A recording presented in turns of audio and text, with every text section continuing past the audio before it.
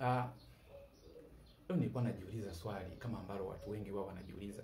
Hivi kama Yesu ni Mungu, Mungu alikuwa wapi wakati Yesu yuko tumboni? Kabla hajazaliwa. Sasa swali kama hilo ukijiuliza unatengeneza contradiction kichwani kwako mwenyewe na katika jamii. Lakini sasa kabla hujajiuliza swali kama hilo, hebu jiulize, unaamini kwamba Mungu yupo? Unaamini kwamba Mungu anaweza kufanya chochote kile?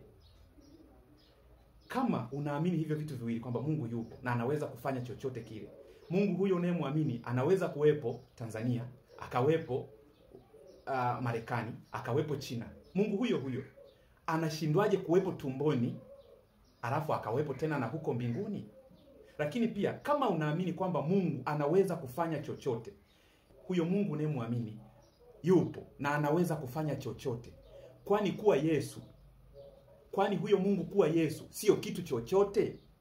Au chochote hicho ambacho unakisema kipo limited kwa mafikirio yako? Hebu niandikie hapo kwenye komenti, unafikiria nini?